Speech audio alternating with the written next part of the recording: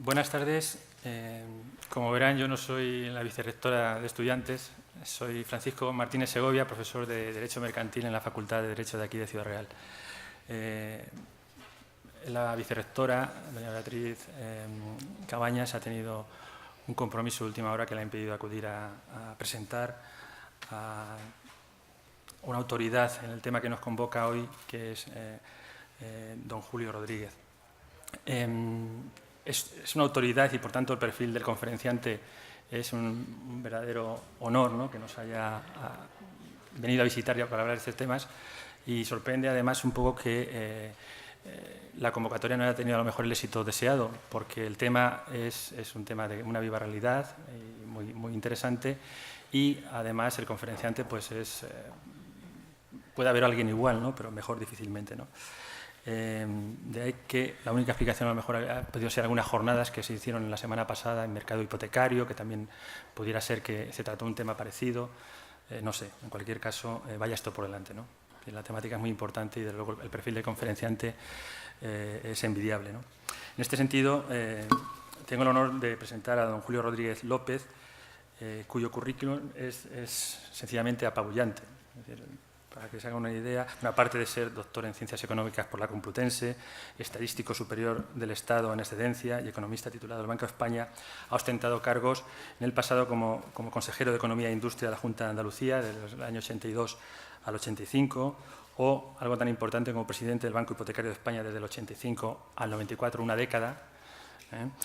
Después también ha sido presidente de la Caja General de Ahorros de Granada desde el 94 al 2001, gerente incluso de la Universidad de Alcalá durante el bienio 2006-2008, adjunto a la Dirección General de Regulación del Banco de España hasta abril del 2006, por jubilación, y vocal económico del Consejo Económico y Social de la Comunidad de Madrid, hasta que este organismo se suprimió en esta política de recortes, ¿no? En la actualidad es vocal del Consejo Superior de Estadística desde enero del 2002, en representación de UGT, profesor de un máster sobre política territorial y gestión urbanística de la Universidad de Carlos III de Madrid, y vocal del Consejo de Administración de la Empresa Pública del Suelo del municipio de Pozuelo de Alarcón, desde el 2004. Las publicaciones de don Julio Rodríguez son innumerables, entre ellas vaya a destacar pues, una estimación de la función de la inversión en vivienda en España del año 78, o la política de vivienda en España, aproximación a sus principales instrumentos del año 92, estimación de un modelo teórico en los precios de vivienda 2001, en torno a un auge del sector inmobiliario del siglo XXI en España, en reputadas revistas como Cuadernos de Información Económica o Papeles de Economía, los bonos inmobiliarios en España, análisis de periodos, o más recientemente políticas de vivienda en un contexto de oferta, en un contexto de exceso de oferta. Bien, con esta presentación le doy la palabra y será un honor. Bien, se oye. Buenas tardes. Quiero empezar agradeciendo a la Diputación Provincial de Ciudad Real y a los organizadores del Foro de Juventud y a esta universidad por haberme invitado a participar en un tema de interés como es vivienda y emancipación, y poder incluso poder discutir y hablar de asuntos que en este momento son o pueden ser sobre todo de bastante actualidad, porque la tesis que yo voy a desarrollar sobre todo es que el problema más serio que tiene la gente joven es el empleo. O sea, en este momento la vivienda es el problema que viene después. En cuanto el empleo comience a tirar, otra vez reaparecerán los problemas de encarecimiento de la vivienda. Por supuesto, otra tesis detrás de mi discurso es que el problema de la vivienda es un problema de acceso, de dureza del esfuerzo preciso para acceder a una vivienda, porque en cuanto en España nos liamos, empezamos a decir que hace falta resolver el problema de la vivienda, nos liamos a hacer casas como locos, y eso es lo que da el país. O sea, parece que nos hemos especializado, y además la situación política que ha quedado institucionalmente es muy proclive a que se construya mucho, porque las competencias de urbanismo es el único Estado de Europa occidental donde las competencias de suelo descansan exclusivamente en ayuntamientos y en autonomías. Ningún país de Europa Occidental sucede lo de España. No estoy ni criticando, simplemente estoy describiendo. Mientras que el Estado francés, una dirección general del gobierno francés, decide el destino del suelo de cada metro cuadrado de Francia, aquí el destino del suelo corresponde a los ayuntamientos corregidos más o menos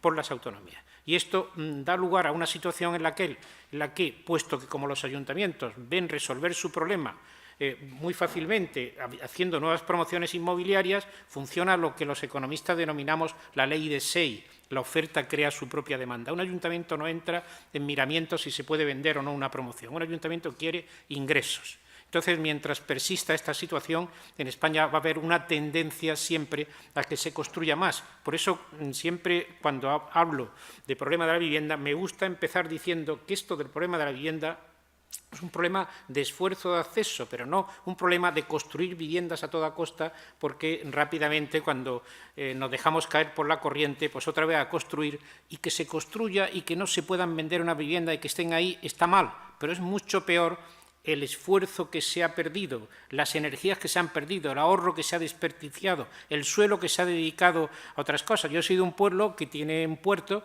ni un polígono industrial ni de lejos, y que era el último sitio de España donde se producía caña de azúcar, donde había una azucarera enorme. Pues mire usted, la azucarera cerró porque la modernez era hacer viviendas, segundas viviendas, iba a haber 500 viviendas, un puerto deportivo. Pues mire usted, desapareció el cultivo de la caña en España, ni hay fábrica de azúcar, ni hay 500 viviendas, ni nada. O sea que lo peor, sobre todo, no es tanto la construcción de más, es lo que se deja de hacer como consecuencia de una construcción excesiva. A ver, ¿esto qué le pasa? ¿Qué le pasa a esto? Pues, en teoría... Ah, sí, ya va. Le da usted ahí de ley, no sé por qué no va el mando. Ah, vale, ya. Bien, perdón. Bueno, primero tocaré el tema de la crisis del año 2007, que evidentemente ha afectado a los jóvenes con más fuerza. Segundo, el problema de la vivienda como un problema de acceso. Y después tocaremos la situación, emancipación, empleo y vivienda y ayudas al alquiler. Bueno, en conjunto, la crisis del año 2007 es una crisis que empieza en el año 2007, pero que estamos ya prácticamente casi 6 años de crisis, aunque prácticamente la actividad productiva, cuando se advirtió la crisis, fue en el año 2008. En el año 2007 lo que hubo fue un desconcierto muy grande. Se advirtió que muchos bancos americanos habían efectuado préstamos hipotecarios e insolventes. Lo malo es que esos préstamos hipotecarios e insolventes se habían vendido a los bancos europeos en forma de títulos, lo que se llama la titulización de los créditos. La titulización de los créditos llevó a que esos créditos malos que habían concedidos en Estados Unidos se vendieran por todo el mundo. Los bancos europeos se vieron llenos de activos que colocaban a los clientes. Trascendió la noticia en diciembre de 2007 que los bomberos de una ciudad noruega cercana al Círculo Polar Ártico no habían podido cobrar la paga de Navidad porque el ayuntamiento había metido todo el dinero en unos fondos de inversión que parecía que no tenían riesgo, y resultaba que en Noruega no podían unos bomberos cobrar porque el banco, la caja de ahorros noruega que les afectaba, pues había metido todo el dinero en unos activos que tenían detrás créditos hipotecarios concedidos a clientes malos, los denominados subprime. En España pensamos que aquello no iba con nosotros, y efectivamente aquello de momento no iba con nosotros, porque la situación de los bancos españoles no era de tomadores de ahorro. La situación de los bancos españoles eran buscadores de ahorro. O sea, los bancos europeos tenían exceso de ahorro y lo colocaban en títulos peligrosos. La situación española era distinta. Aquí había tanta demanda de financiación que había que ir fuera a por ahorro. Éramos tomadores de ahorro y no ahorradores. Yo era presidente en aquel tiempo, fui presidente una temporada antes, siempre me gusta decir lo que fui antes, porque si no parece que estaba metido en aquella vorágine, de una caja de ahorros donde notábamos al inicio de este siglo que no había recursos suficientes para prestar para la demanda que teníamos. Había mucha más demanda que recursos. Con los depósitos no bastaba. En aquel momento las cajas de ahorro, los créditos eran menos que depósitos. Si una caja tenía 100 en depósitos, en créditos tenía 80.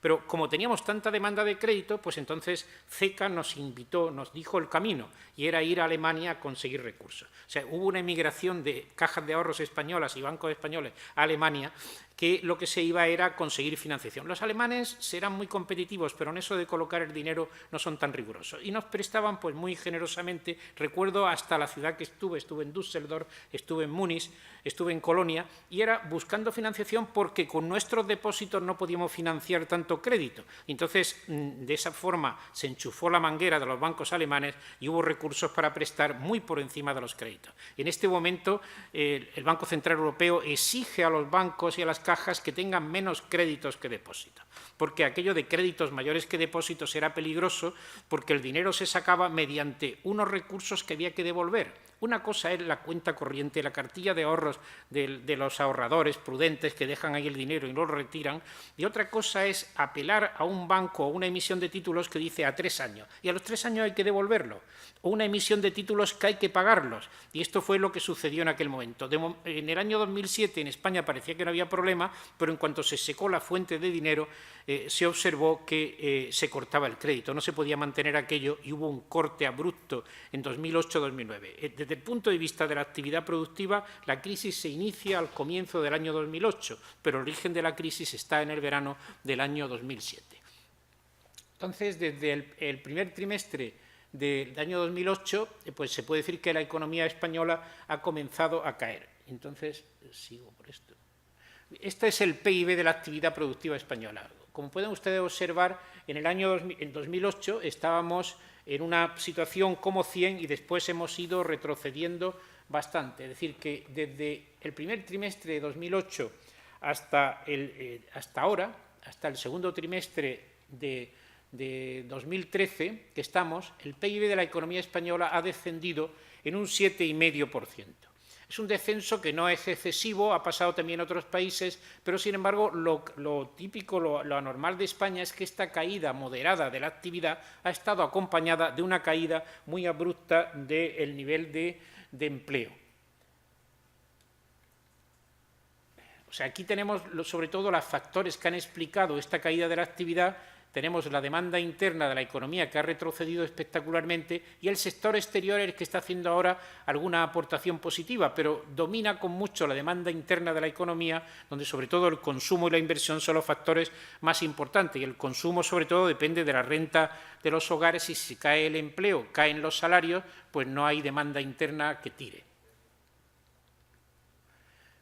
Bien, otra cosa, un fenómeno paralelo que ha pasado junto con la caída de la actividad ha sido una aparición de los déficits. Y entonces la deuda pública se está aproximando ahora al 100%, aunque la deuda privada de hogares y empresas está mejorando. Sin embargo, la deuda pública se está aproximando al 100%, es otra manifestación más de la crisis.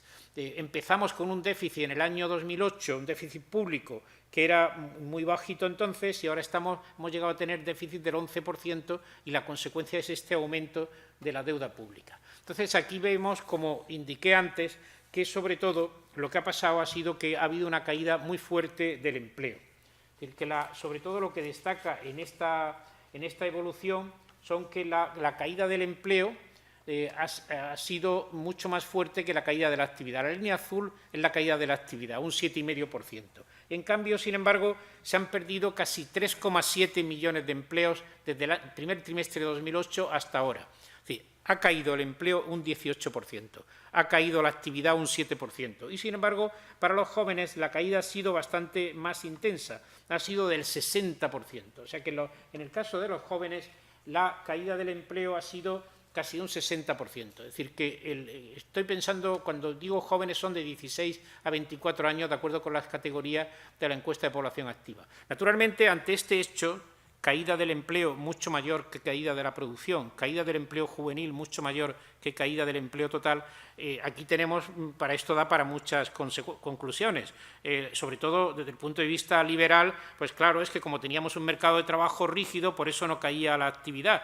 Bueno, lo que sucede sobre todo es que cuando se analiza dónde ha caído dónde ha descendido este empleo en 3,7 millones, ese 18%, más de la mitad lo ha sido en el sector de la construcción, sobre todo en la construcción residencial. ¿Qué tiene que ver la flexibilidad del mercado de trabajo con el fin de promociones inmobiliarias, que de siempre, cuando termina una promoción, el albañil se queda en la calle? O O sea, este era un tipo de actividad en la cual no ha influido para nada que se sea más o menos flexible. Luego, son otras razones, sobre todo son una composición de la estructura productiva española excesivamente centrada en la construcción y en el turismo, pues que hace que en cuanto a estos sectores caen, pues se caen todo. O sea, por eso empecé diciendo de que hay que pensar sobre todo en la composición de la oferta productiva. Pero de este gráfico se deriva que si en España la caída del empleo ha sido mucho más fuerte que la caída de la actividad, en el caso de los jóvenes las caídas han sido bastante más fuertes. Luego, un 60% de retroceso del empleo de los jóvenes, que en este momento, en el caso del tercer trimestre de este año, había solo 791.000 empleos en España para jóvenes de hasta 24 años, cuando al inicio de la crisis había casi 2 millones de empleos. Bueno, aquí sobre todo tenemos el empleo de 16 a 24 años, se ve aquí cómo ha ido bajando. El empleo de 16 a 24 años era un 9,5% en el año 2007 y ahora estamos en una proporción muy reducida de prácticamente poco más del 4,5%. 4,7%.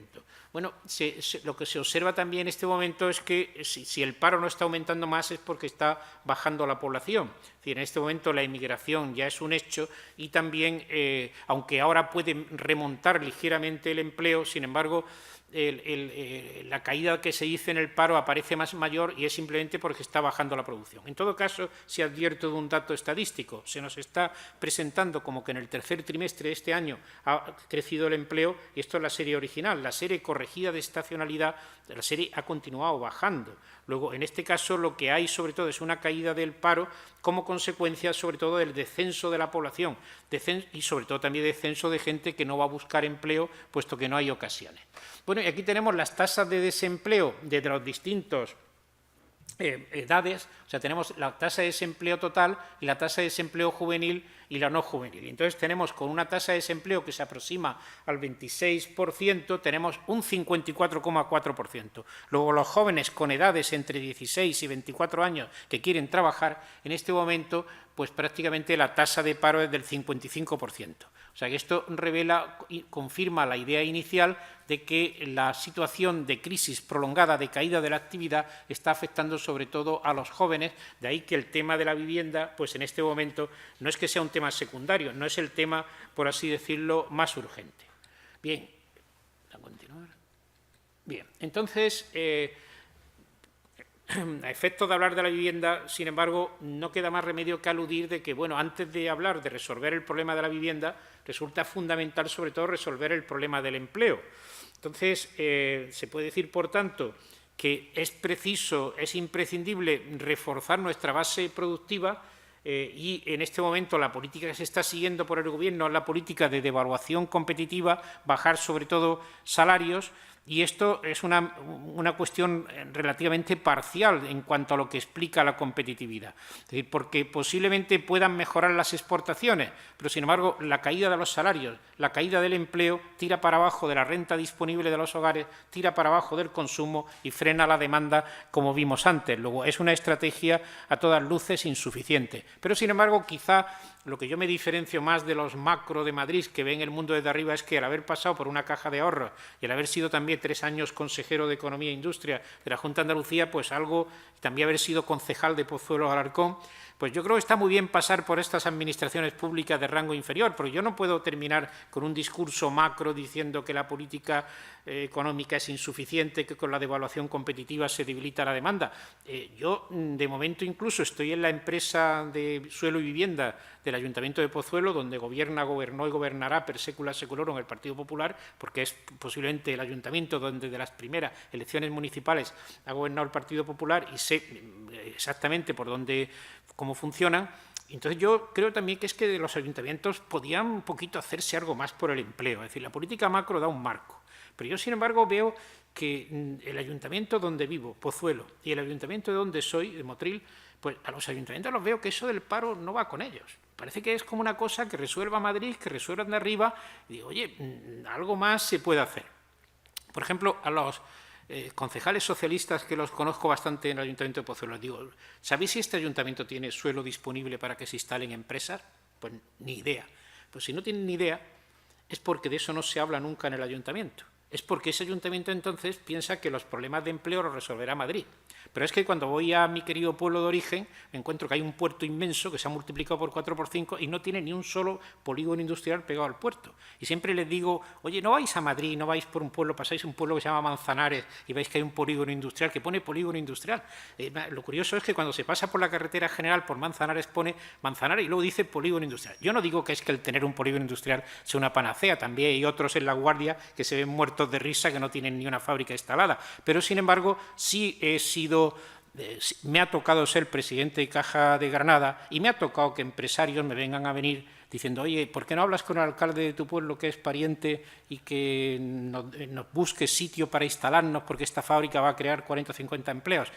Y a los 3 meses de encontrármelo digo, ¿qué tal te trató? Dice, fatal, en cuanto te fuiste tú, ya ningún caso. Es decir, que yo creo también esto de los ayuntamientos, además otra cosa que sucede en sitios que hay agricultura, que dicen, bueno, es que aquí ¿qué vamos a hacer? Vamos a plantar esto, vamos a plantar lo otro. La gente no tiene que ser técnica en agricultura ni técnica en análisis de demanda de mercado. Simplemente una cosa muy sencilla, que den facilidades para que se instalen empresas. Simplemente algo de eso, que haya sitio y si que aparece una empresa por allí y dice me quiero instalar, pues no la apedreen o la echen a gorrazos. Porque es que yo he sido testigo de cómo en el pueblo este, que estaba la última fábrica de azúcar, el alcalde de ese pueblo decía que iba a echar a hostia al tío de la fábrica. Es decir, esta historia de los ayuntamientos, de que busco mis ingresos y veo que detrás primero está la plusvalía del solar, luego viene la tasa de licencia de obras, luego viene el ICIO, después viene la plusvalía de la vivienda, después viene el IBI, que es un impuesto para toda la vida, eso es la consagración de la primavera, eso es fantástico, el IBI para siempre, enloquecemos. Entonces, un ayuntamiento tiene todo su derecho a ver con gusto que se hagan viviendas, pero también debe de preocuparse por el empleo de los jóvenes. Y yo he visto muchas veces que los ayuntamientos, por lo menos lo que yo he conocido, mi experiencia, es muy raro que me haya encontrado el ejemplo opuesto. Como he citado las experiencias negativas, también cito la positiva. Había un pueblo cerca de Granada que se llamaba Huetortájar, especializado en la producción de espárrago, de ahí salió el espárrago rock. Entonces vi una foto del pueblo y le dije al alcalde, pero en 20 años el pueblo no ha aumentado el perímetro. Dice, es que si hubiera aumentado el perímetro, se hubiera acabado la producción de espárrago. Es decir, que ahí también no se puede generalizar ni decir que todos son iguales, pero sin embargo, cuanto más próximo esté a la playa un ayuntamiento, mucho menos se preocupa por algo que no sea el ladrillo puro y duro. Incluso los del interior se buscan ese reclamo del turismo rural y con el turismo rural, con la palabra fortalecimiento del turismo, se encubre cada barbaridad y cada disparate que está reñido muchas veces con la creación de empleo. O sea, digo esto porque a la hora de echar la bronca al Gobierno del Estado responsable de política económica, hay que pensar que las administraciones territoriales, las políticas de suelo que hacen, a mí no me da la impresión de que estén en función de la creación de puestos de trabajo. Les veo que están en función de la ganancia rápida, de la especulación rápida y sobre todo que le entre un ingreso muy rápido. Bueno, este es el parque de viviendas de España, cogiendo los resultados de los censos del año 50 hasta el último del año 2011. En el año 50 pues teníamos una situación de muchísimas menos viviendas que ahora, pero había muchas menos viviendas desocupadas. O sea, en el año 50 había en España, del siglo pasado, 6,7 millones de viviendas familiares y solamente menos de 400.000 viviendas secundarias y vacías. Sin embargo, en el año 2011, el último censo de viviendas ha puesto de manifiesto que hay 25,2 millones de viviendas, de las cuales 19,1 son viviendas principales destinadas a vivienda habitual y luego hay 7,1 millones de viviendas no principales. ¿Qué son viviendas no principales? Viviendas secundarias y vacías. Viviendas secundarias de temporada y vacías las que están no ocupadas. Cada vez más los profesionales, los que nos sentamos a hablar de vez en cuando de política de vivienda, la distinción vivienda secundaria y vivienda vacía es poco trascendente. Lo que importa es lo que son viviendas no principales. O sea que tenemos prácticamente más de un 30% en España del parque de vivienda no son viviendas destinadas a ser usadas habitualmente. Y dentro de las viviendas vacías hay que tener en cuenta que hay viviendas viejas, por ejemplo Extremadura tiene mucha vivienda vacía, pero ha aparecido últimamente un tipo de vivienda vacía y ha sido que en la etapa de burbujas se han construido muchas viviendas que no se han vendido y se ha estimado en España, todavía leía yo un artículo ahora viniendo para abajo, de García Montalvo, que estimaba que todavía hay 800.000 viviendas nuevas, de nueva construcción, terminadas y no vendidas en España, y que están dentro de esta línea verde que ven aquí. Luego, por eso, con un país que tiene muchas más viviendas que hogares, porque la cifra de viviendas principales coincide con el número de hogares. O sea que en España tenemos 19,1 millones de hogares en el año 2011 y 25 millones de viviendas. Luego hay 6 millones, o sea, no es un problema de falta de vivienda. O sea, aquí el problema es, sobre todo, de carestía de la vivienda respecto de los niveles de ingresos y, por supuesto, también hay bastante vivienda secundaria y vacía y a lo mejor donde hace falta vivienda no las hay, pero que hay que atender, sobre todo, más que a la calidad que a la cantidad. Y aquí tenemos esta tijera que se ha formado en España de la reducción sustancial de peso de la vivienda en alquiler. En el año 50 del siglo pasado, en España había un 51% de viviendas de alquiler y había menos viviendas en propiedad que viviendas de alquiler. Sin embargo, con el régimen autoritario anterior, vamos a dejarlo en régimen autoritario por no decir otras cosas más gordas, sin embargo, ha sido una tradición de las dictaduras en fortalecer la vivienda en propiedad para que la gente esté con la hipoteca, esté distraída, con lo cual, entre que Franco dejó después de la guerra la ley de arrendamientos urbanos que no permitía actualizar el alquiler, espantó con ello a los propietarios para alquilar, y después incluso con la democracia, hay que decir también, hay que criticar a la democracia, además toda la libertad del mundo para criticarla, que se introdujo un impuesto sobre la renta de personas físicas muy favorable a la propiedad. La desgravación fiscal que se introdujo en el primer IRPF de tiempos de Fernández Ordóñez, el Paco Fernández Ordóñez, que introdujo el IRPF, lo mismo que hizo otras reformas más este hombre, introducía una desgravación potentísima a la vivienda en propiedad. La vivienda en propiedad tenía unas ventajas fiscales enormes que no tenían alquiler. Y luego, por supuesto, los ministros de Franco iban por el mundo diciendo que los españoles, la mejor forma de luchar contra el comunismo era hacerles propietarios de la vivienda que ocupaban. Haremos de los proletarios propietarios, decía Blas Pérez, ministro de la Gobernación de Franco. O sea que entre el empuje político, o sea, en España esto de que tengamos, en el último censo de 2001, no ha salido todavía la proporción de viviendas de alquiler del censo de 2011, que hubiera un 11,1% de viviendas de alquiler, mientras que no mucho tiempo antes era un 50%, esto no es casualidad, que nadie piense que el español lleva en el ADN el gusto por el alquiler, que aquí esto del alquiler no es que hayamos nacido con esto, ha sido un reflejo condicionado.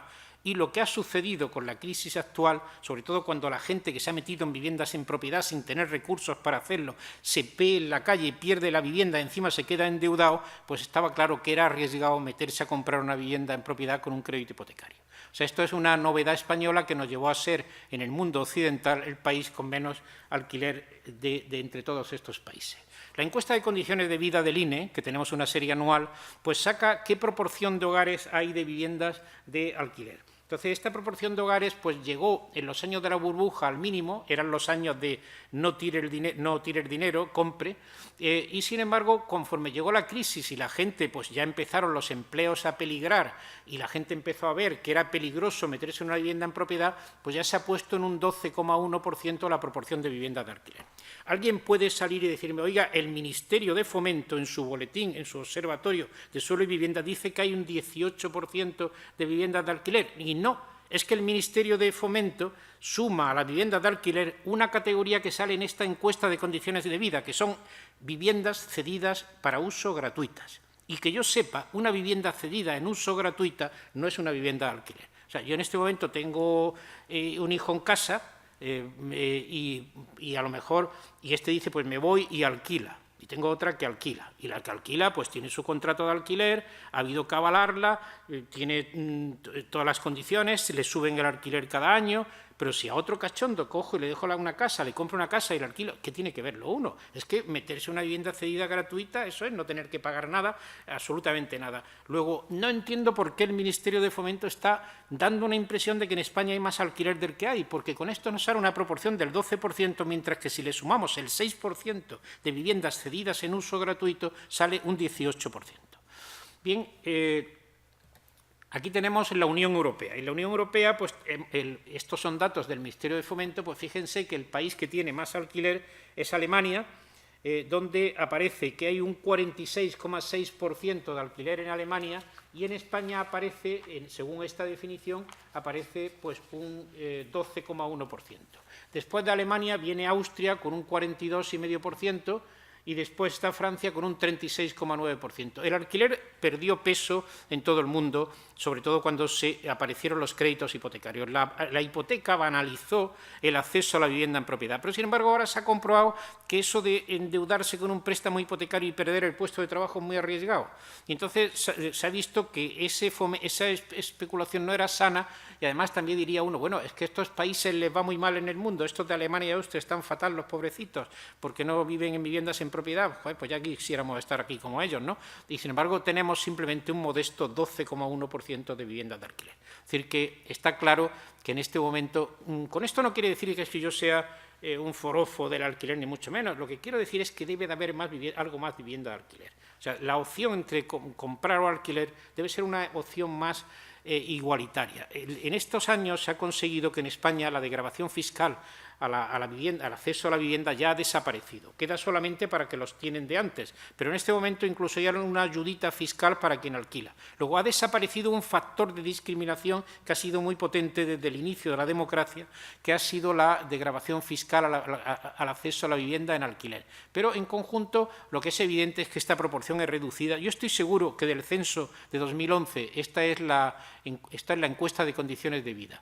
El dato que he utilizado para esto. Saldrá como un 15 o un 16%, pero de momento el resultado resultaba espectacularmente bajo no hace mucho tiempo. O sea, también dentro de España tenemos disparidades importantes. En las zonas urbanas hay más alquiler que en las zonas no urbanas. Aquí aparece Cataluña con un 19,5% de alquiler. Vuelve a repetirse, lo mismo que en Europa, los países con más nivel de vida. Resulta también que en España la autonomía con el PIB por habitante de los más altos, el más alto es Madrid, pero también aparece Madrid en lo alto. Es decir, aparecen Baleares, o sea, para que haya más alquiler deben de darse varias condiciones. Primero, más mundo urbano, en los pueblos es menos frecuente todavía. Incluso se ha creado un extraño complejo de inferioridad. Si uno va a una sucursal bancaria y le pregunta el ventanillero, ¿usted vive en propiedad o en alquiler? Como diga uno en alquiler, le mira con asco, como diciendo, joder, este desgraciado que ni siquiera puede hacer una vivienda en propiedad, cuando en este momento es tan racional comprar como alquiler. Es que tampoco el que compre sea tonto. Quiero decir que lo normal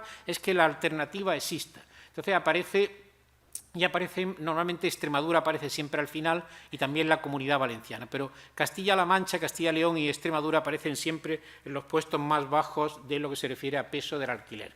Por supuesto, los precios de la vivienda han caído más que los alquileres.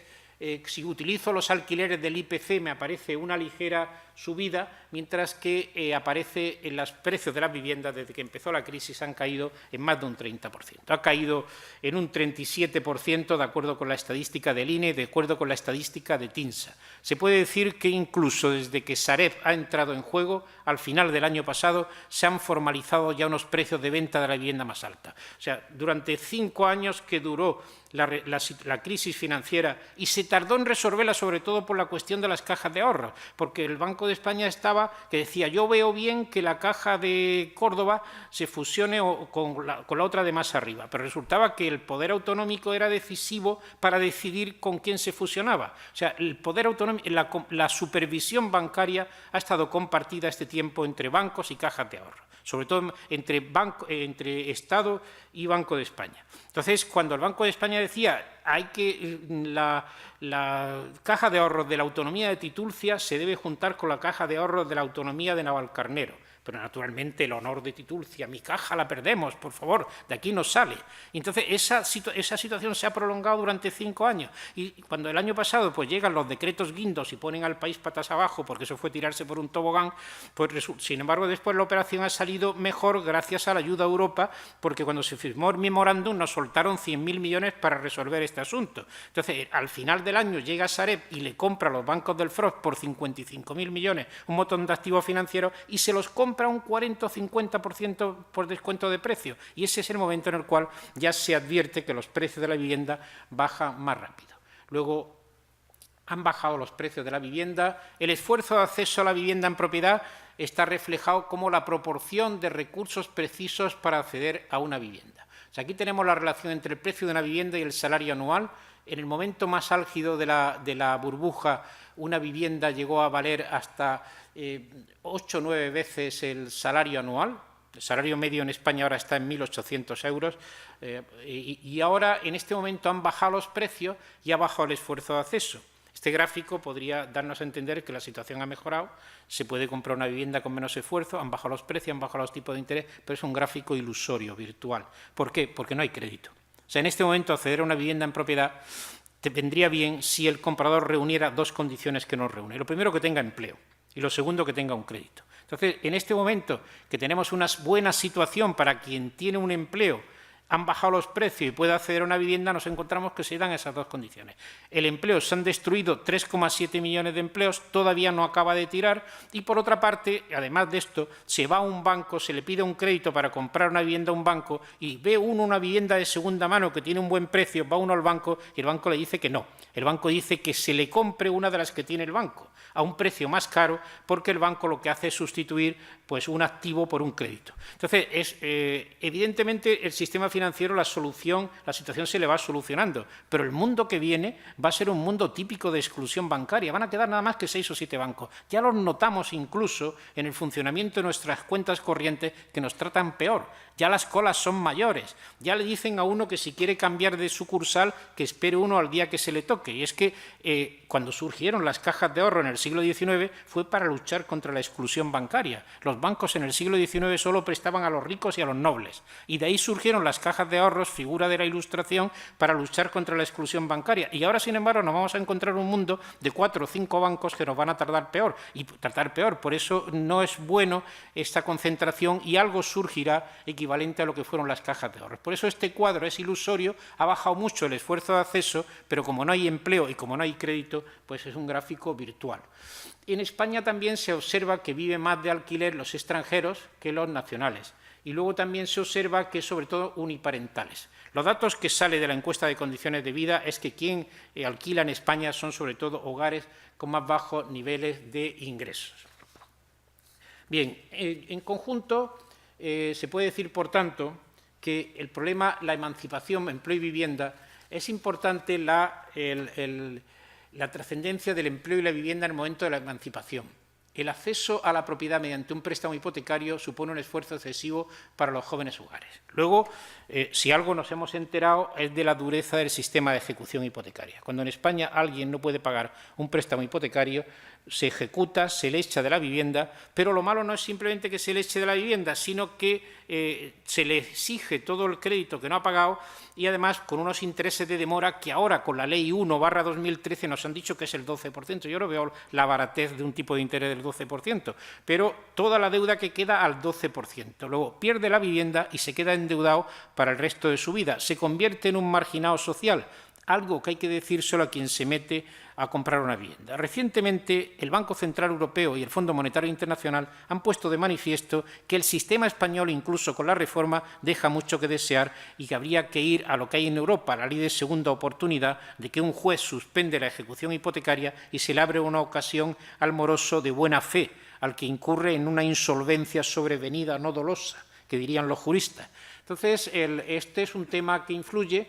Pero en el año 2012 se eliminaron las ayudas directas a los inquilinos. La renta básica de emancipación, que era una criatura que estaba bien, 210 euros al mes, 120 euros para el aval, 4 años de duración, pues se suprimió porque el Gobierno actual llegó haciendo un cántico a la vivienda en propiedad. Luego resultó que ya incluso Europa lo corrigió y se ha tenido que cargar y meter la idea de la desgravación fiscal a la compra de vivienda, porque la Comisión Europea decía, pero bueno, un país con estos problemas, con tanta vivienda en propiedad, ¿para qué más desgravación? Desaparece la vivienda protegida. La vivienda protegida desde tiempos de Franco hasta ahora ha sido la vivienda social más frecuente en España. En el Plan 2013-2016 no está contemplada ya la vivienda protegida como una forma de acceso a la vivienda, que ha tenido muchos inconvenientes esta figura, ha habido mucha corruptela, la vivienda protegida ha encubierto muchas veces segundas viviendas, pero yo no conozco nada menos malo que la VPO. Como decía Churchill de la democracia es imperfecta, pero que no conozco ninguna cosa menos mala que la democracia. Y esto de la VPO, mire usted, ha funcionado. Entonces, en este momento desaparece y nos encontramos con una situación nueva. La vivienda protegida en alquiler no ha dado resultado por una razón. En España el sistema de la VPO no costaba mucho a las arcas públicas. Una vivienda protegida descansaba en una financiación barata a largo plazo concedida por un banco. Y entonces el plazo largo y un precio por debajo del mercado hacían que la gente pudiera acceder. Pero la ventaja, ¿por qué el banco prestaba gustosamente a un comprador de vivienda protegida? Porque lo tenía 20 años de cliente y le vendía motos, lavadoras, le vendía cacerolas. Lo digo porque yo he sido presidente de una caja de ahorro y sé perfectamente lo que se vende. Se vendía fondos de inversión, pero, sin embargo, cuando a los bancos se les ha dicho que financien VPO de alquiler, han dicho que ni hablar. La vivienda protegida en alquiler no le gusta mucho a los bancos. De ahí que en este momento somos muchos los que pensamos que en este momento hay que dar juego al alquiler, pero sin embargo el alquiler se va a encontrar con un problema de falta de financiación crediticia mayor que el que tiene la vivienda en alquiler. La potenciación del alquiler es un objetivo deseable de la política de vivienda para mejorar el funcionamiento de vivienda. En el año 2013 también nos encontramos con que ha cambiado la ley de arrendamientos urbanos. Hasta ahora el contrato de alquiler tenía un plazo máximo de 5 años y ahora nos lo han bajado a 3 años. Incluso cuando se lleva un año, si el propietario demuestra, mal demostrado, que tiene una necesidad urgente de quedarse con la vivienda, puede echar al inquilino y luego el castigo que le cae es muy blando y en muy largo tiempo. Luego, prácticamente hemos vuelto casi al decreto Boyer un poquito más y en este caso esto le gustará al propietario, pero no le gustará tanto al arrendatario. El arrendatario en este momento, que ya tiene incertidumbre respecto de su empleo, que está sometido a un puesto de trabajo temporal, encima tendrá que sufrir ahora la incertidumbre de un contrato de alquiler en el cual en poco más de un año se le puede echar. Bueno, y por otra parte, la nueva LAU, que es más favorable al arrendador, ha surgido también el Plan 2013-2016. El Gobierno actual ha dicho, se ha construido de más, hace falta ahora dos cosas, rehabilitación y alquiler. Y entonces la rehabilitación, que es muy compleja, vamos a ver cómo se pone en marcha ahora, hace falta la orden ministerial que desarrolle el plan, pero sin embargo, después de haber criticado y quitado del Gobierno anterior la renta básica de emancipación, nos viene ahora con que el nuevo Real Decreto que contempla el plan de vivienda, pues contempla la ayuda directa al alquiler hasta 3 IPRENE, alquileres no superiores a 600 euros. Eso en Madrid es imposible, alquileres inferiores a 600 euros, a lo mejor aquí en la provincia, en Guadalajara, no quiero en Ciudad Real Capital, no, pero a lo mejor en los pueblos pues se encuentran alquileres tan baratos, pero la verdad es que es muy difícil encontrar alquileres inferiores a 600 euros. La ayuda será hasta el 40% y será prorrogable hasta el año 2016. Por último, está también, el Gobierno ha dicho, ha cogido una idea de la izquierda, creemos un parque de viviendas de alquiler. Bueno, entonces se han creado dos figuras, alquiler en rotación y alquiler protegido, y aquí dice que se podrán hacer viviendas nuevas destinadas al alquiler. Pero, sin embargo, no les llama, no establece una línea de financiación, lo único que establece es que tendrán que hacerse en sobresuelo, que cedan el sobresuelo de las administraciones públicas o entidades dependientes y contempla también una ayuda para los promotores. Bueno, todo esto se puede decir, por tanto, que el Gobierno dice sí, hay que ayudar al alquiler, pero la LAU se endurece las cosas para el arrendatario. Y podremos construir viviendas de alquiler con algunas ayudas, pero que todavía está por ver porque los ayuntamientos están en muy mal momento. Pensar que los ayuntamientos van a poder poner suelo ahora para que se hagan viviendas de alquiler es un poco pedir la luna, es difícil. Por otra parte, una cosa que se viene observando es que en bastantes pueblos donde gobierna el Partido Popular están cerrando las sociedades para la construcción de vivienda, porque gran parte de las viviendas protegidas en España en los últimos años las han hecho los ayuntamientos. Yo en este momento soy todavía vocal del Consejo de la empresa de suelo de Pozuelo, que ya nos han anunciado que desaparece. Bueno, en conjunto, yo entiendo en este momento que si el problema de la vivienda no explota, es porque hay un problema mucho más grave, que es el problema del empleo. Y en cuanto se empieza a crear empleos, volverá a dispararse el problema de la vivienda, entendiendo por problema de la vivienda que el esfuerzo de acceso a la vivienda supere la tercera parte de los ingresos. Porque los bancos han sabido de siempre, yo lo sé por experiencia del Banco Hipotecario y por experiencia de Caja Granada, que cuando un hogar tenía que destinar más de la tercera parte de los ingresos a comprar la vivienda era un moroso seguro. Luego, la gente no debe de pagar más de un 30% de sus ingresos para la vivienda.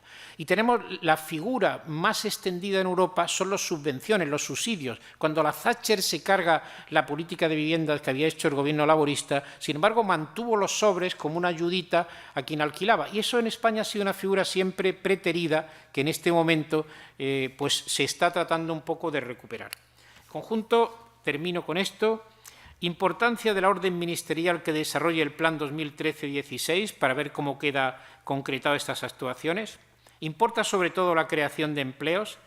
Es preciso reforzar la base productiva, facilitando la instalación de empresas, que los ayuntamientos estén atentos no solo a lo que ingresan por el ladrillo, sino que estén atentos a que se instalen empresas en su término municipal y no las espanten.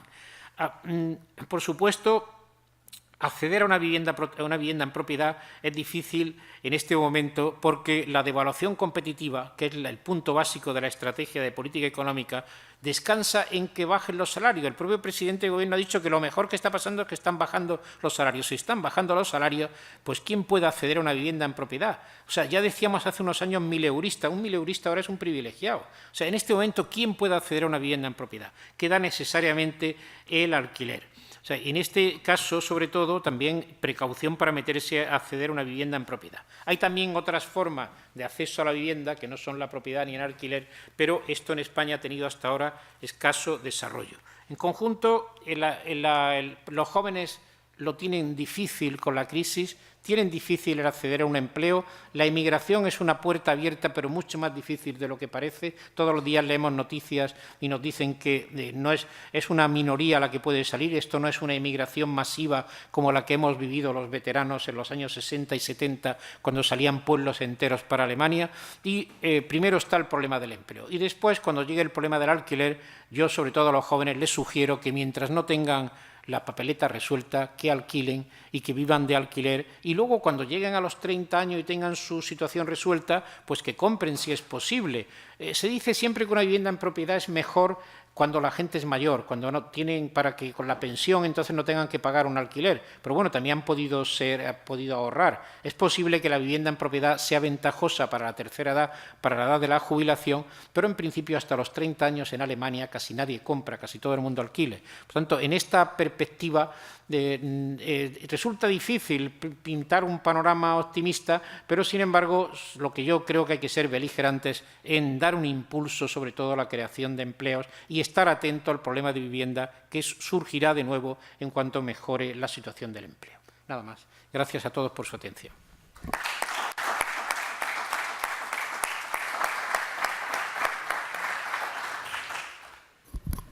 Muy bien, muchas gracias. Le felicito.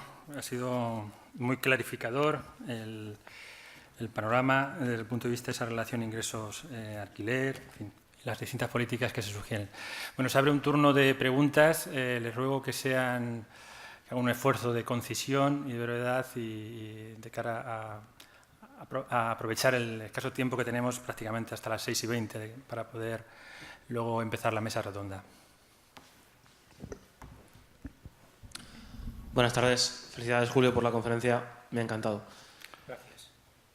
Quería saber si hay algún índice que relacione expectativas de jóvenes, expectativas de la población con compra de viviendas, si tenemos algún índice que no lo pueda relacionar. Y luego, por otro lado, una opinión sobre lo que está pasando en torno a los fondos de inversión que están comprando masivamente vivienda en España con la idea de optimizar, por así decirlo, el alquiler y cómo algunas zonas de España están vendiendo, algunas autoridades, instituciones están vendiendo los parques públicos de alquiler a fondos de inversión con la intención de que optimicen, por llamarlo de alguna manera, el pago del alquiler. Bien, índice de expectativa. Entre los gráficos que yo he manejado uno que publica el Banco de España, aunque no bajo esta forma, que es el esfuerzo de acceso a la vivienda, pero esto es para acceso a la vivienda en propiedad. En cambio, para los jóvenes, sobre todo el alquiler, es muy fácil obtener las posibilidades de acceso o no. Basta conocer el alquiler. Por ejemplo, hemos hablado de un alquiler de 1.000 euros. Yo tengo una hija que tiene una vivienda alquilada por 1.000 euros. Entonces, en este momento, la cuestión es si, teniendo en cuenta el ingreso que se tiene, que ese alquiler no supere más de la tercera parte de los ingresos. O sea que en este caso, si alguien está pagando un alquiler de 1.000 euros, pues que no gane menos de 3.000 euros. Esto se puede decir que es la regla de oro. 1.000 euros es en el centro de Madrid, fuera de Madrid, pues 800, 900 euros, pues está claro que es la parte que se destina al alquiler no supere la tercera parte de los ingresos, porque si no el esfuerzo resulta excesivo. Y en cuanto a los fondos de inversión, has mencionado un tema que yo soy especialmente sensible porque no veo que haya muchos comentarios. En Madrid, concretamente, la empresa municipal de vivienda del Ayuntamiento de Madrid y luego el Instituto de Vivienda de la Comunidad de Madrid, estos días han lucido, como prueba de su saneamiento financiero, que han vendido parques públicos de vivienda de alquiler con mucha facilidad. Pero claro, esas viviendas tendrán un contrato de alquiler que será de 5 años. A los 5 años, cuando venza ese contrato de alquiler, está obligado el fondo de inversión a seguir manteniendo ese alquiler con esa gente, se lo renovarán, el nuevo contrato ya será de 3 años. Y además, muchas de ellas están situadas en sitios muy céntricos. ¿Se imagina uno un fondo de inversión que quiera mantener en el centro de Madrid viviendas destinadas al alquiler social? Naturalmente, echarán como sea a los arrendatarios y las tratarán de poner a la venta.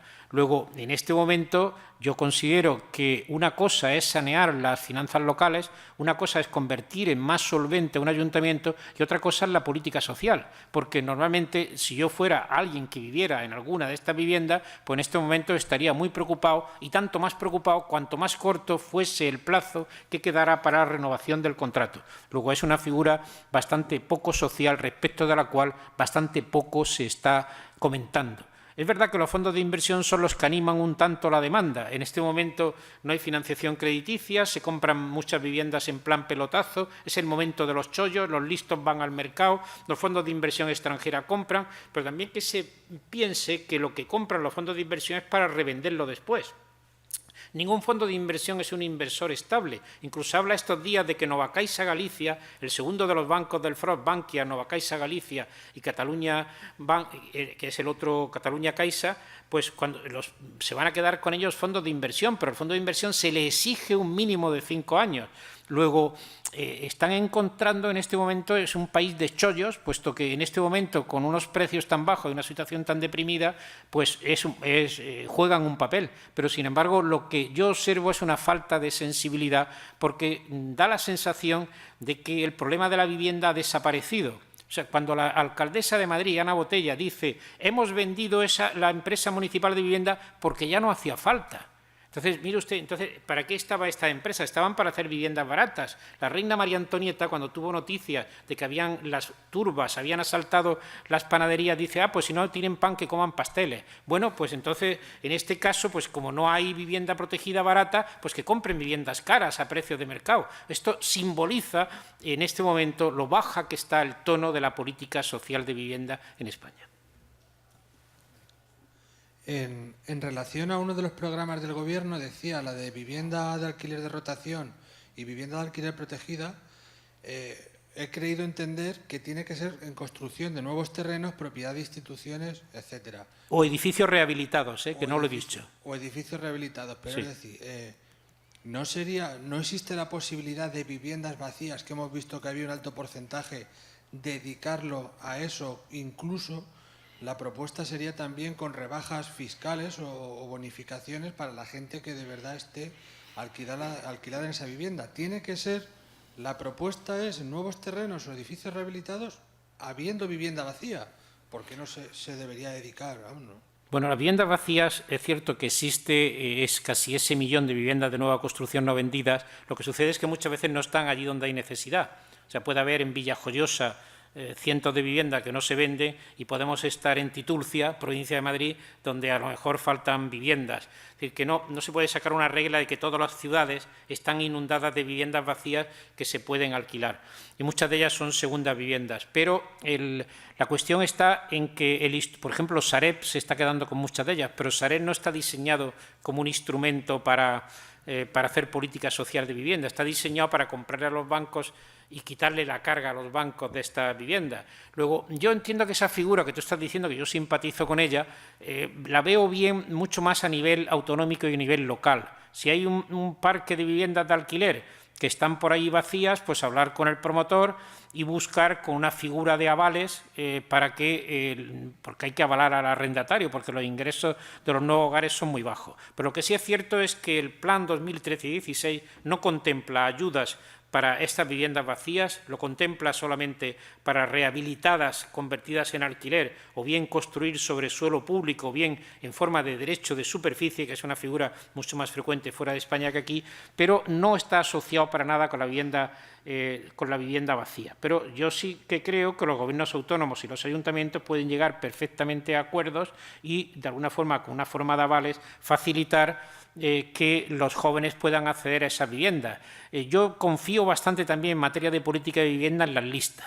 O sea, que todas las peticiones de vivienda, pues exista una lista, que cada ayuntamiento tenga una lista de las personas que necesiten una vivienda, que se sepan los ingresos reales y que el ayuntamiento haga políticas de vivienda. Esto se lo he dicho bastantes veces a los alcaldes del PP de Pozuelo. Como yo he estado en la empresa esta de suelo, pues ahora que quieren cerrar la empresa, digo, oye, alcaldesa, que se llama esa alcaldesa la de Pozuelo, digo, oye, ¿por qué no seguís haciendo política de vivienda, enterados de las viviendas que están vacías? Es decir, yo entiendo que hay políticas de vivienda que no tienen que hacerse todas diseñadas desde Madrid, diseñadas del Gobierno del Estado, ni tampoco diseñadas desde la capital de la comunidad autónoma. Pueden también los ayuntamientos hacer política de vivienda, facilitando sobre todo la ocupación de viviendas vacías de alquiler con avales.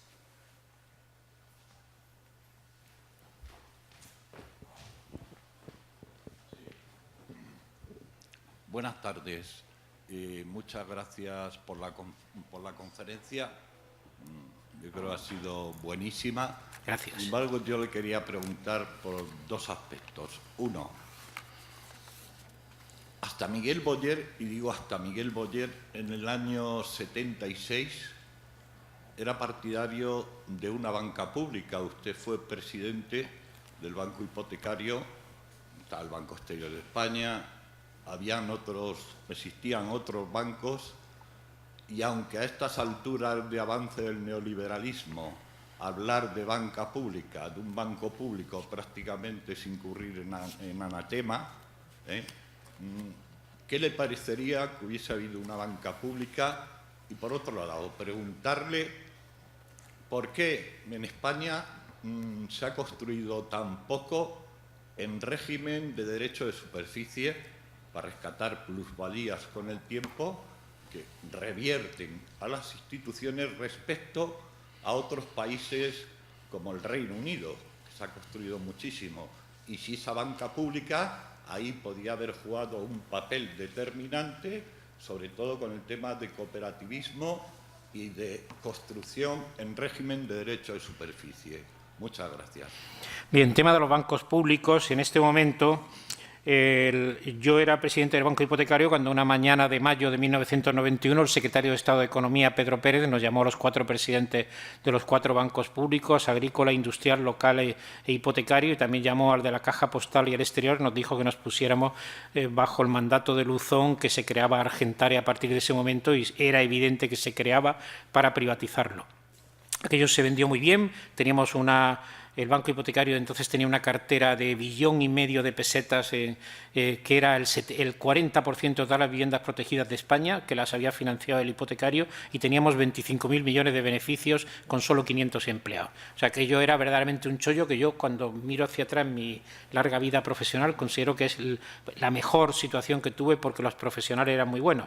Bueno, en aquel momento fue un partido socialdemócrata, pues se unió a la vena liberal y acabó con la banca pública. O sea, esto está claro que como le he oído decir a un conocido dirigente político, la socialdemocracia en Europa ha arriado las banderas.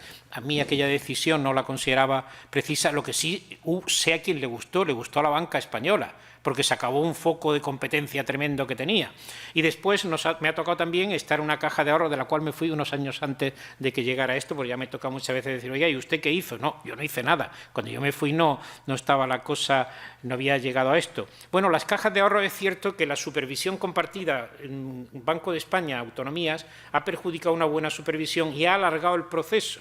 Y entonces ha tenido que ser, sobre todo cuando se decidió que las concentraciones, lo que se llamó SIP, la resultante fuera un banco, en ese momento se cargan las cajas de ahorro. Solamente han subsistido dos, Onteniente y Pollensa, porque no prestaron a promotor, prestaron solo a comprador de vivienda. Entonces, yo entiendo que en este momento volverá la exclusión bancaria, necesitaremos un préstamo. Entonces, bueno, está el ICO, pero hace falta que el ICO sepamos todos. A mí me gustaría que algún político, algún diputado le preguntara una vez al Gobierno, oiga, díganos el ICO qué balance tiene, cuál es la cartera de préstamos, qué morosidad tiene, porque este tipo de agencias existen en Europa, lo hace hasta el gobierno conservador en el Reino Unido y hay bastante de ellas en Francia, es decir, entidades especializadas en el crédito que no tienen oficina de depósitos, pero hoy con la informática esto resulta mucho menos complicado. He dicho antes que las cajas de ahorro surgen para luchar contra la exclusión bancaria. Para los que somos partidarios de una banca pública tenemos que ser humildes y darnos cuenta que cuando defendemos esto en público hay que tener en cuenta el lastre que supone el fracaso de las cajas de ahorros, que de ser entidades muy buenas en la banca minorista se convirtieron también en financiadoras pues, de todos los notables locales, porque todo era financiar desarrollos inmobiliarios y especulación inmobiliaria. ¿Qué voy a decir yo en Castilla-La Mancha después de lo sucedido? Pero en este caso, sin embargo, a pesar de lo sucedido, creo que es bueno que exista lo que se llama banca alternativa. Quedan las cajas rurales, puede ser la banca pública, pueden ser entidades oficiales de crédito. ¿Por qué el ICO no le presta directamente a los prestatarios? ¿Por qué tiene que hacer los créditos a partir de los bancos, de las oficinas bancarias que maltratan a quien va allí a pedir un crédito para el ICO? Es decir, creo que en este momento no estuvo bien aquella privatización del año 91 ni tampoco está bien lo que ha pasado con las cajas de ahorro. Esto ha sido una gran desamortización que va a permitir que unos cuantos bancos, sobre todo Caixa, que ahora está diciendo que se quiere quedar con Nova Caixa Galicia y con Cataluña Caixa, pues imagínense qué monstruos van a surgir aquí. Y a esos monstruos vaya usted a pedir que le echen una manecita para algo. O sea que creo que es bueno que exista banca alternativa. Derecho de superficie no ha habido necesidad porque el sistema funcionaba aquí muy fácil, pero sin embargo hay ya también ejemplos de derecho de superficie. En el Reino Unido pues funciona bastante y yo entiendo que habrá que buscar fórmulas en los nuevos años porque ni la propiedad ni el alquiler, pero el derecho de superficie es una fórmula satisfactoria y muy social, pero para la cual hay que contar, has mencionado bancos públicos, pero yo mencionaría sobre todo colaboración de los ayuntamientos, disponibilidad de los ayuntamientos de que una parte del suelo que se les ceda como consecuencia de una promoción inmobiliaria lo destinen a construir viviendas protegidas en derecho de superficie. Por cierto, que el Gobierno se ha cargado eso de la cesión del 10%. Habrá que recuperarlo, porque otra vez habrá que decir como María Antonieta, no, es que no quieren pan, comen pasteles. No, es que como no podemos comprar viviendas baratas, las queremos muy caras. Es decir, habrá que volver a esa figura de nuevo, a la cesión del 10% de los nuevos desarrollos urbanísticos. Lo mío va de datos otra vez. Quería saber si tiene algún dato en torno a impuestos y tasas que tienen que pagar los propietarios o incluso en algunos casos los inquilinos a los ayuntamientos por basuras, por impuestos de bienes inmuebles, por agua, por luz. Es decir, si todo el esfuerzo que va parejo a la compra o al acceso de la vivienda, si hay algún dato o algo que nos indique si está subiendo, si está bajando, cómo se está comportando y si eso está dificultando también el acceso a la vivienda. Se sobreentiende siempre que había que tener como un 15% más del precio de la vivienda cuando se accedía a una vivienda en propiedad. En este momento se puede decir lo que está pasando es que en España han surgido las autonomías como un órgano intermedio entre ayuntamiento y el Estado, y esto requiere dinero. Y, sin embargo, los ayuntamientos son un poco los paganos de esta reestructuración del poder político que ha habido. Entonces, lo que se está dejando es actualicemos el valor catastral para que cada año suban los IBIs. Entonces, los ayuntamientos no van a poder tener recursos suficientes, pero, sin embargo, la forma cínica de resolverlo es que suban los IBIs y vamos a asistir a unos IBIs monstruosos. Un IBI de 1.000 euros no va a ser algo tan raro en los próximos años. O sea, esto es una cuestión a la que se va. Luego, datos de los ayuntamientos son malos, son una fuente estadística mala, pero lo que sí se sabe es que el IBI sigue siendo en este momento, sobre todo cuando no hay tasa de licencia de obras, el rey de la creación. O sea, el IBI en este momento es el eje central. Estos días se están publicando bastantes datos acerca de lo que hacen los ayuntamientos, pero en conjunto el IBI no baja. Lo que dicen algunos, bajo la presión fiscal porque sube la base imponible. Pero el IBI, el recibo, no baja. Es curioso, he leído noticias de algún ayuntamiento que dice que baja el impuesto de bienes inmuebles y resultaba que se quedan igual. Pero lo que hace es que baja el tipo porque la base aumenta y se queda igual. Luego, la realidad más bien es que el IBI tiene tendencia a subir, mientras que los otros tributos que han mencionado tienen tendencia a quedarse estabilizados.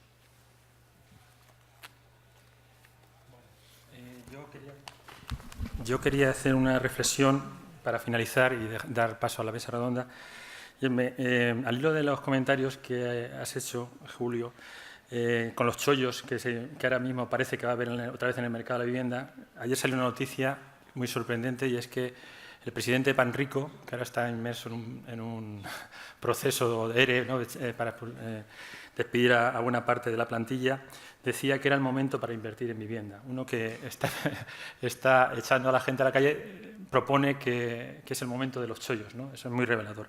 Y luego, por otro lado, en el tema del alquiler, me ha resultado un poco curioso, al hilo de los gráficos de la proporción de alquileres y propiedad, cómo se puede entender que hay un estigma del alquiler. Es decir, porque dices, es más propio que haya alquiler en zonas urbanas que rurales.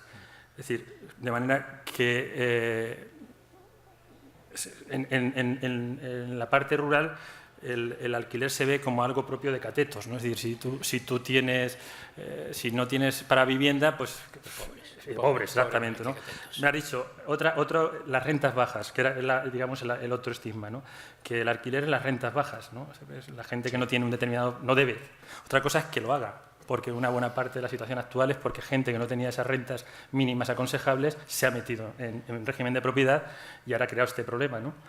Y por último, también has dicho que hay más extranjeros que alquilan que nacionales. No sé si los extranjeros son inmigrantes o gente que viene a trabajar, creo que serán mayoritariamente los que alquilen, porque hay una relación de pobreza e inmigración, que los alemanes o los ricos que vengan aquí, ¿no? Como el que se plantea también un problema de xenofobia. Es decir, se conjugan esas tres historias y parece que están en alquileres o de pobres o de extranjeros, digamos, inmigrantes, que están en zonas proletarias y arrabales, ¿no? Es decir, eso un poco habla de lo que has dicho al principio.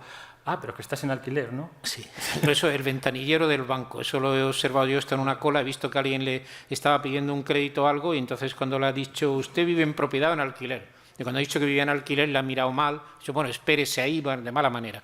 Pero bueno, estamos hablando también de los tiempos de la burbuja. Claro. O sea, en este momento, los 6 años de crisis de este país está cambiando bastante. Y este país en muchas cosas no se volverá a ser necesariamente como era antes, aunque más bien vamos a salir perdiendo casi todos en muchas cosas, pero en algunas cosas la gente va a espabilar bastante más en el sentido económico. Yo creo sobre todo en esto del alquiler, en lo de los jóvenes, y después hablará alguien del Observatorio de la Juventud, yo creo que en este momento les da un poco igual, no son tan aferrados al alquiler, a la propiedad como los anteriores. Yo creo que los jóvenes ahora mismo quieren resolver el problema del alojamiento, y no hacen tanta cuestión de la propiedad, ¿no? O sea, hay un chiste de Forges que se ve el Mariano y la Concha acostados, se oye un llanto de un niño y dice la Concha, Mariano, el niño está llorando, y dice Mariano, el niño tiene 35 años. Entonces, ese chiste lo dice todo, el niño está en edad de crear un hogar, pero claro, si no tiene un empleo, primero está el empleo y luego acceder a una vivienda, aunque sea en alquiler. Yo creo que el niño se iría en cuanto vea que puede irse alquilando, y yo creo que en este momento se le hacen menos ascos al alquiler. En todo caso, hay un discurso oficial que se ve sobre todo en los suplementos inmobiliarios, estoy pensando en el suplemento inmobiliario del País, propiedades, suplemento de los Viernes del Mundo, su vivienda. Ahí, sobre todo en el su vivienda, se ve a marchamartillo la propiedad, lo nuestro, lo de siempre, y yo entiendo que eso es muy exagerado, y la gente más joven, que es la que sobre todo tiene que acceder a una vivienda en este momento, se lo va a pensar 2 veces, que ve lo que le sucede si pierde el empleo. Solamente entiendo que acceda a la propiedad si el precio es muy bajo. Con precios muy reducidos sí entiendo lo de la propiedad, pero en ausencia de eso, pudiendo alquilar, es mejor primero alquilar y luego comprar. Y por supuesto el estigma es por identificar en los pueblos, en las ciudades más pequeñas, que quien alquila es alguien como de segunda fila. Claro. Yo he asistido a bastantes charlas y reuniones como estas, incluso como viejo militante del Partido Socialista, que he sido muchos años, pues me han hecho reuniones que se ha debatido. Y he observado sobre todo que los de Extremadura les sentaba muy mal que se considerase el acceso a la vivienda en alquiler. Claro. O sea, la gente en Extremadura se ponían de mal humor cuando se les decía, o sea, veían el alquiler como una forma superada, como si eso ya fuera el pasado, cuando ese pasado ha vuelto, igual como en mi pueblo la gente dice, y vuelve la gente a trabajar en La Vega. La Vega como en cualquier sitio, o sea, es un trabajo. Es decir, que yo entiendo que ha sido, primero el franquismo jugó muy en favor de la vivienda en propiedad, la democracia no cambió ese estado de cosas, las emisoras y los promotores, y sobre todo había una cosa, es que además de comprar la vivienda se podía revalorizar, pero ahora en este momento de caída de precio de la vivienda, esto se va a igualar. Y yo entiendo que esto está en vía de superarse, pero todavía queda bastante tradición, sin que por ello, insisto, los españoles en el ADN llevemos que tenemos que vivir en vivienda en propiedad. Sí, simplemente en las jornadas estas de hace 15 días que realizamos en el área mercantil sobre el mercado hipotecario, su directora del Ministerio de Fomento decía que una de las pobres reflexiones que nunca se hacían, es al hilo de lo que ha comentado el chico de arriba, es que cuando uno compraba no pensaba en los gajes, en los gastos añadidos que había, ¿no? Lo del IBI, lo de pagar los suministros, o sea, esas constantes que uno se entera luego que, mientras que cuando lo haces por alquiler, pues no tienes ese coste añadido y eso es algo que no se repara, es decir, los gastos anejos a la propiedad que sin embargo un inquilino no los tiene, ¿no? Lo que queda a favor es sobre todo un reportaje de Salvados que sacaron los pensionistas alemanes. Ahí sí salió una poco favorable a la vivienda en propiedad porque decía que ganaban 600 o 700 euros de pensión y el alquiler les salía por 200 o 300 euros. Claro, esto decían, esto es donde se ve que a lo mejor ya para esta edad, y depende del nivel de alquileres, depende del nivel de pensiones, sí parece que los defensores de la vivienda en propiedad lo tienen mejor a la hora de defenderlo para la tercera edad. Claro, claro. Pues muchas gracias, muy amable.